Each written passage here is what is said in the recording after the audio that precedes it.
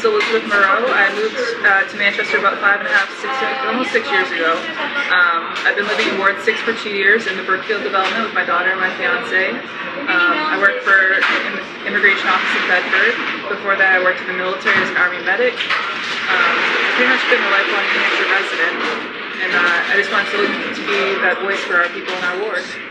John DiPietro. I've lived in Manchester for 25 years and I've been in Ward 6 for 16 years. I've got 4 daughters who spent 30 years collectively in the Manchester public school system. And I'm an engineer by education and just have sort of always been passionate about education, and obviously have had my share of ups and downs with the Manchester School District as my kids went through.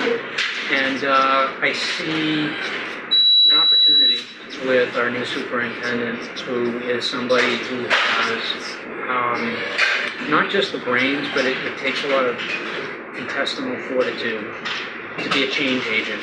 And I see that in him. He's already started, making some significant changes in the school district, which makes me very optimistic. And is somebody I want to work with and get on the school board to support.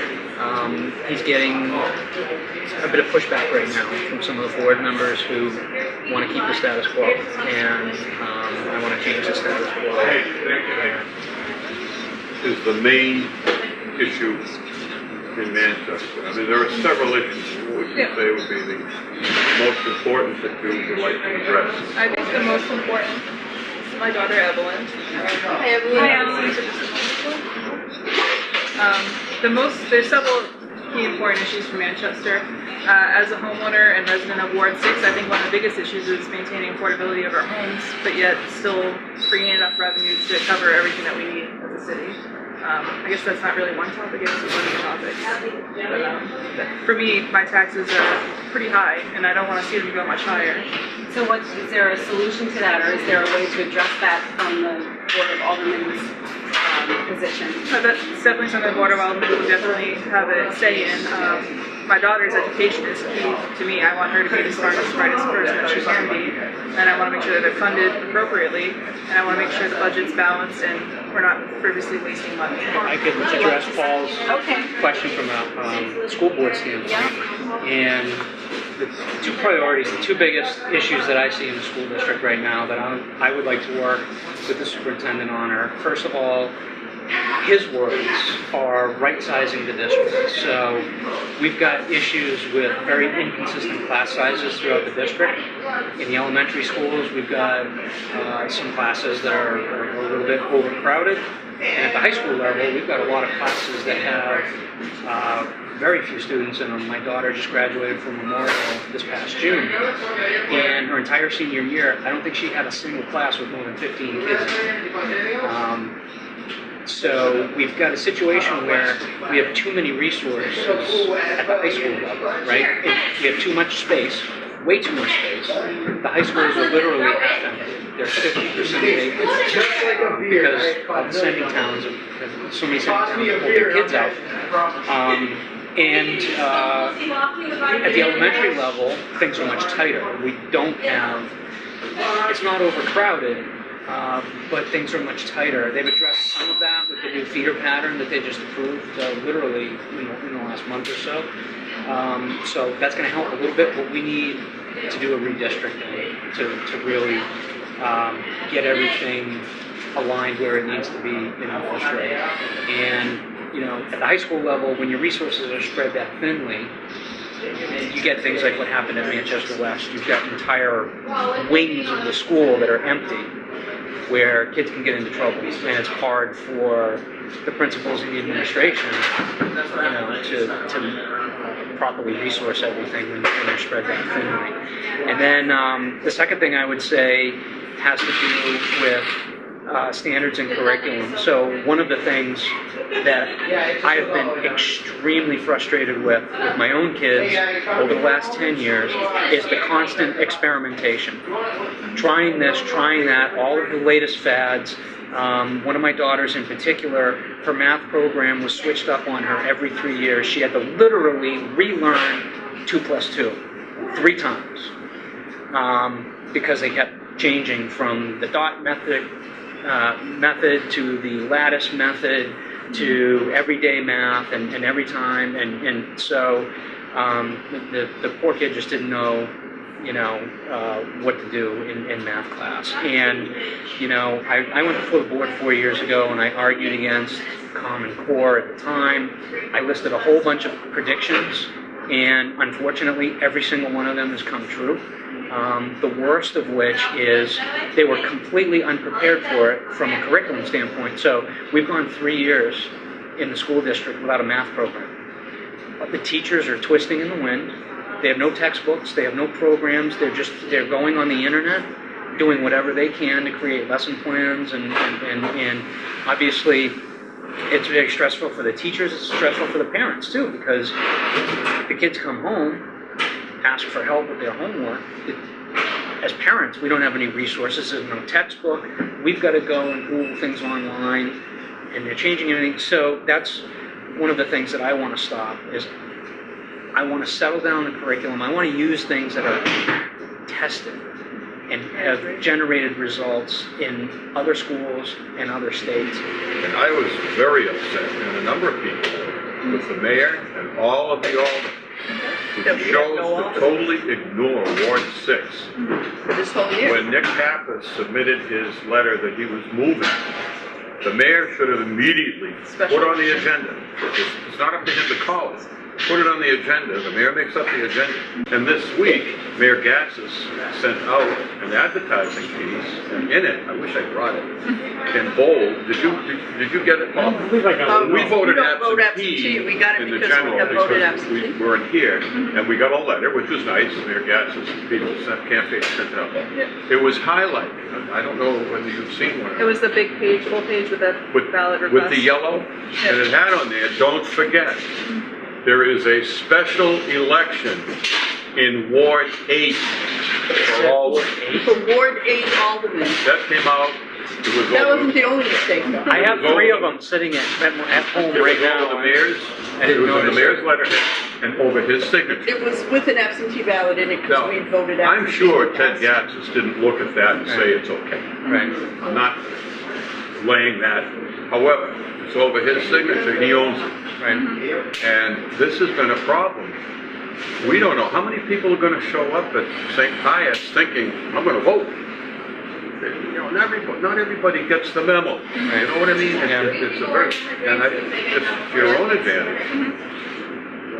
Highlight Try that. to tell everybody how it's going to work. If But I that- could tell everyone, But that 2 ballot, yeah. that's confusing. Yeah. I think one of the things with Ward 6 too is a lot of our issues get put on the back burner because our ward is doing so well.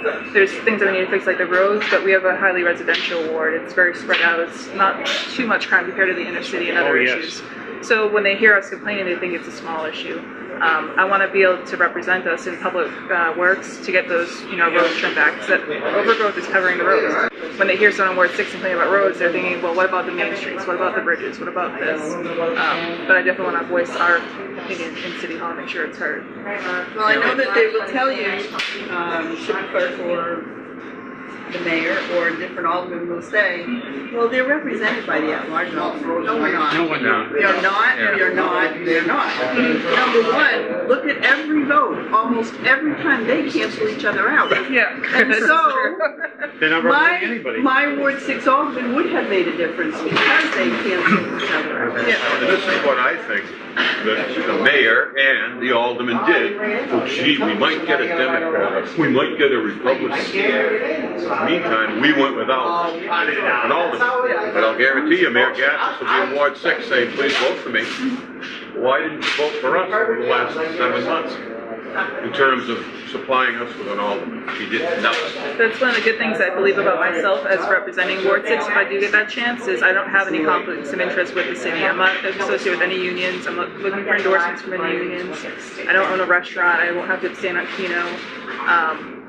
I work outside the city. My husband has work in the city, outside the city, but if it ever came down to it, he's not a city employee. He does work for the fire department, police department. I'm no longer directly involved with the school system as I was when I had a child in there and a wife teaching it.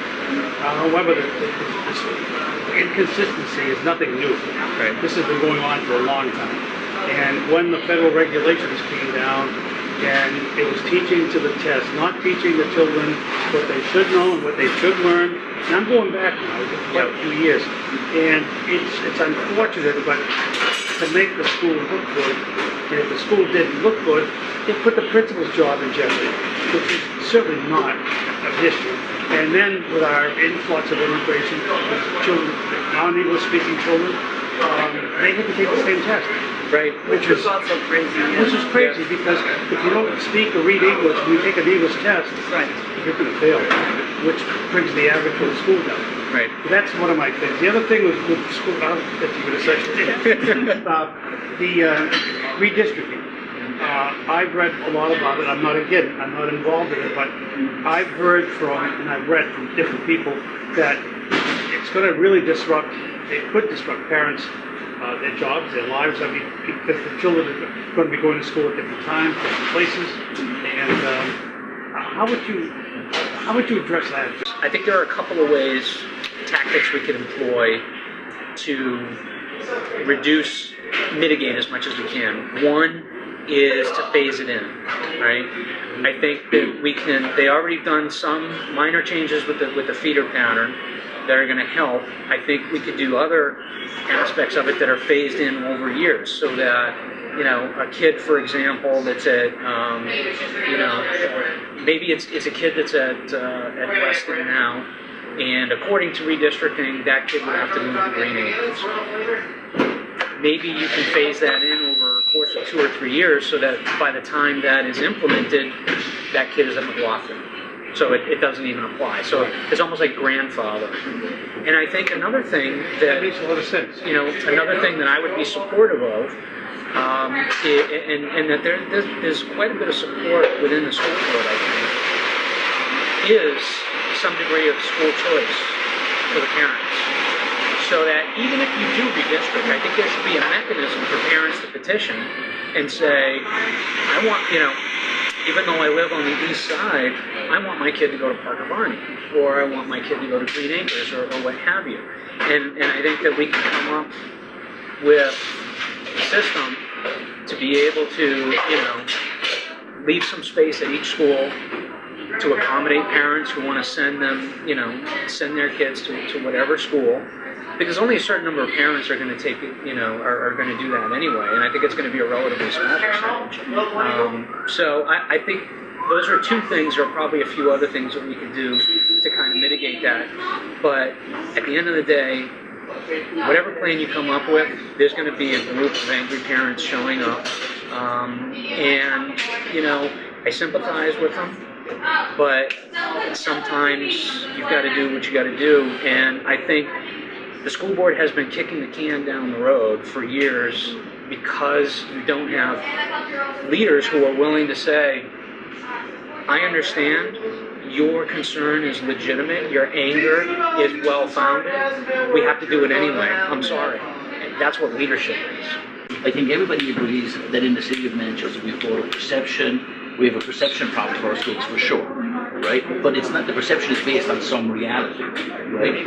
I don't believe that money is the answer. Quite the contrary. I firmly believe that you could give the school district $50 million next year and for the next 2 years, right? And 5 years from now, if you don't change anything systemically, nothing will improve. I believe that even with $50 million, we would still have class size issues. I think we would still, our scores would not improve. Because what happens is it's like when you just add money to a problem,